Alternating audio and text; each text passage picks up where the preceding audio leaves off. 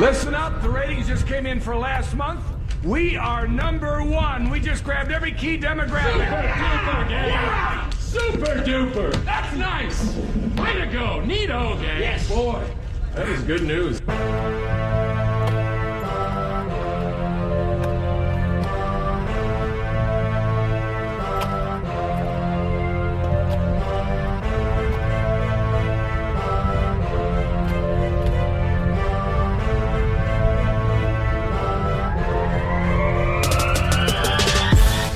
Hey guys, what is happening? That is correct. This is the Tavern Sports Podcast, and guess what? We have another episode for today. It's not too much on the story forefront, but I think it's got a few interesting tidbits that could actually make you think and go, just a little bit.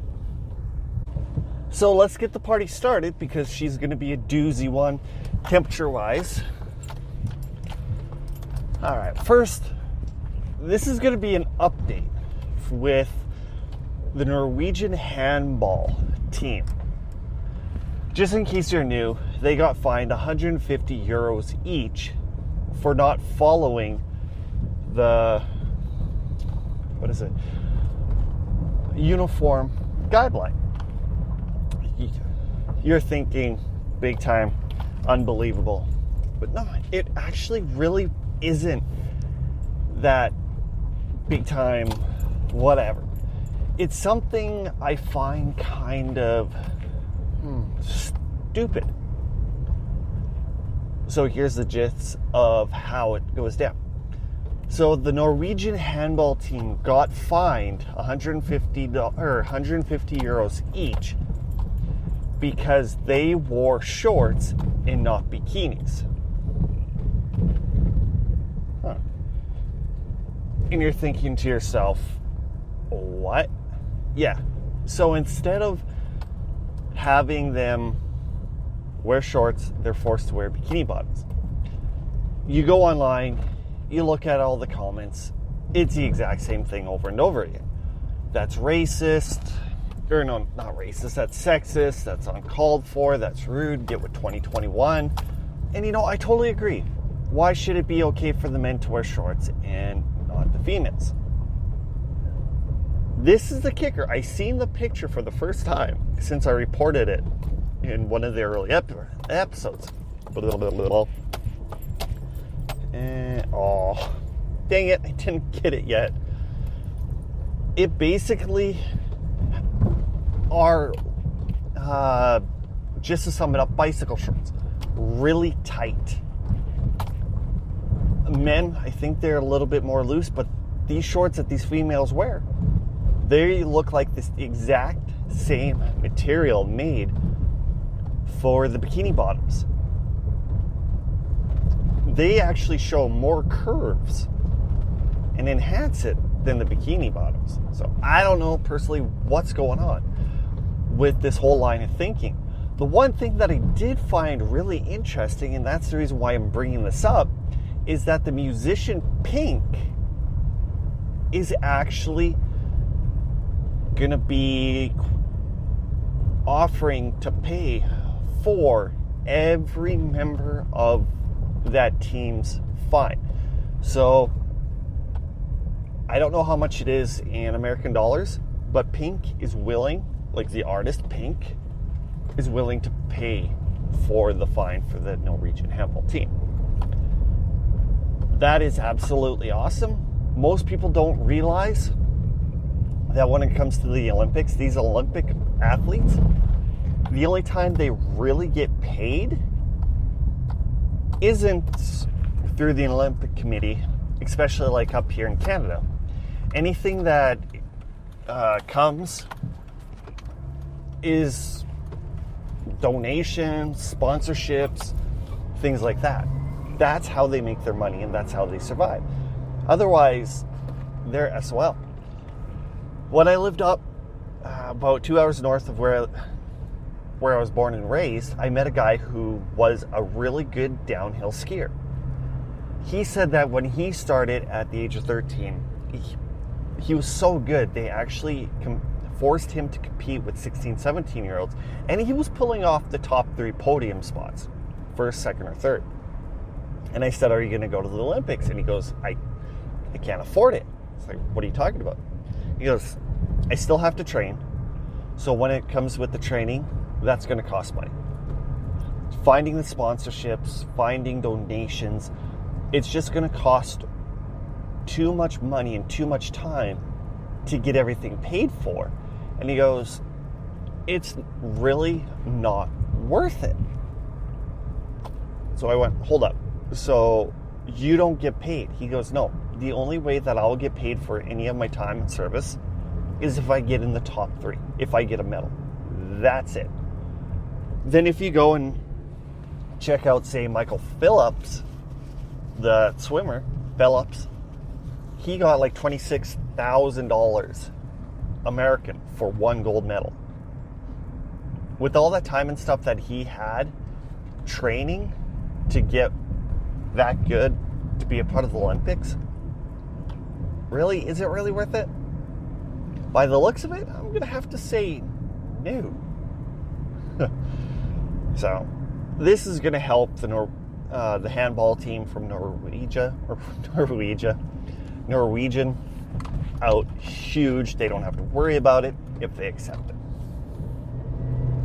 Yesterday, we talked about the whole Dante Adams, then the whole Aaron Rodgers kerfuffle that has been going flip-flop here and there, the pros, cons. The Las Vegas took off the Green Bay Packers win total over under off the books because even them, they were uncertain on Aaron Rodgers returning to the team. That's how not predictable, reliable. That's how much of the unknown is going on because there was really no release on the information. Rodgers doesn't want to go there. Then on top of that, you have Dante Adams, who basically didn't want to do the extension talks. So that was left up in the air. Well, we actually have an update on the Aaron Rodgers kabobble. They're reporting saying that Aaron Rodgers almost is near an agreement to come play. And on top of that, with that news that was released yesterday, Adams decided to go back to the bargaining table and actually bargain with an extension on his contract. It is coming up actually pretty good when it comes to that. But God damn it, I was hoping that Green Bay wasn't going to have Aaron Rodgers at quarterback this year. It was going to give us a good chance. I guess Jordan, one of the other members of Tavern Crew, got his wish because he's a huge Green Bay fan. Green Bay sucks. All right, back to the Olympics. It's going to go Olympics, basketball Olympics again, then we're going to be calling it quits for today. All right.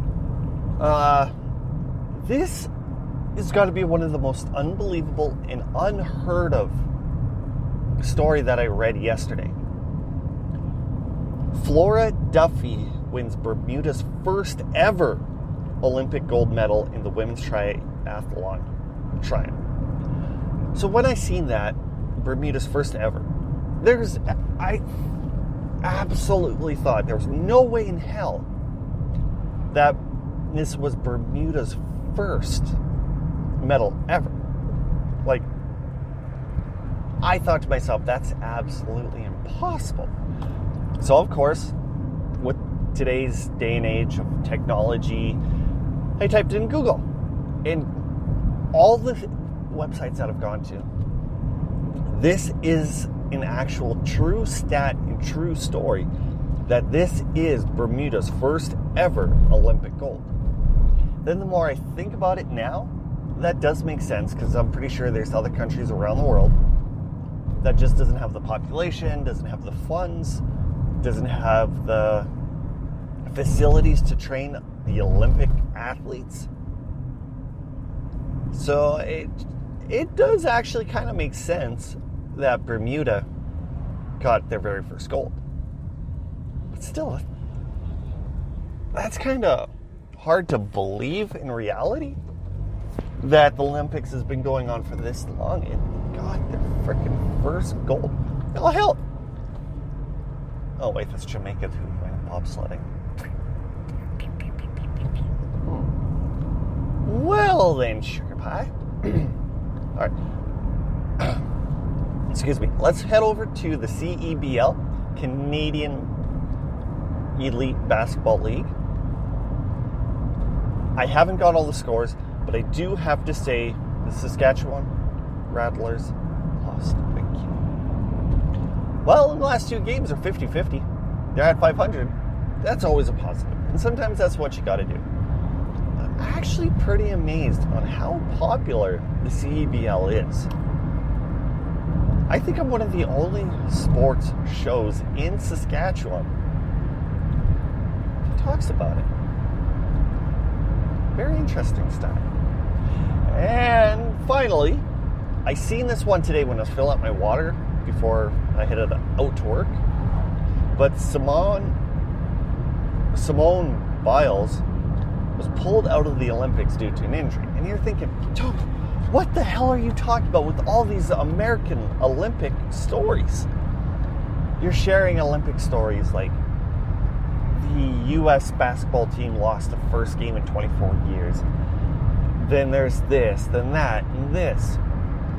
Okay, first of all, the reason why I've been sharing the American Olympics stories, it's simple. Their storyline in the Olympics is a hell of a lot more interesting than Canada. For example, there's been Americans who, when they're getting their medals, have been taking their masks off to celebrate. The Olympic Committee stated to get your medals, you need your masks on when you celebrate.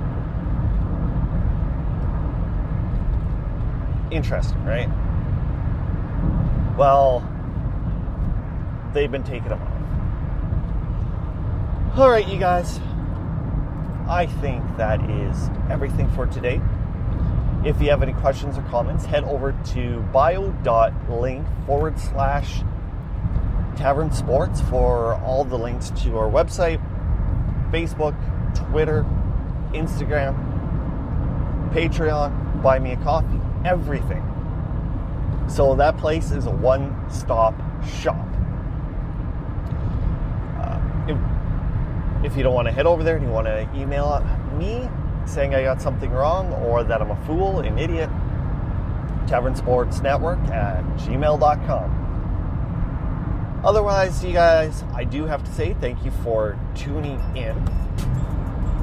And I will catch you tomorrow with another episode of Tavern Sports Podcast where we talk about sports from the day before. My name is Toby Brendel, and I will see you tomorrow. Oh yeah, before I forget, yeah, we're not done yet. This is what I hate about my brain. It kind of fizzles because I forget too much. So tomorrow in the NHL, that's the free agency start. So it's going to be interesting to see who signs what and where. There have already been a little bit of trades when it comes to the league. Nothing too big at the moment. There was a trade between Washington and Winnipeg where Winnipeg, I think, got one of Washington's defense, and in return, Washington got a couple draft picks. So come back tomorrow and we will finish up the show by talking about free agency and see who signs, who got traded, and we can party that way, just like it's 1999, right here on Tavern Sports Podcast.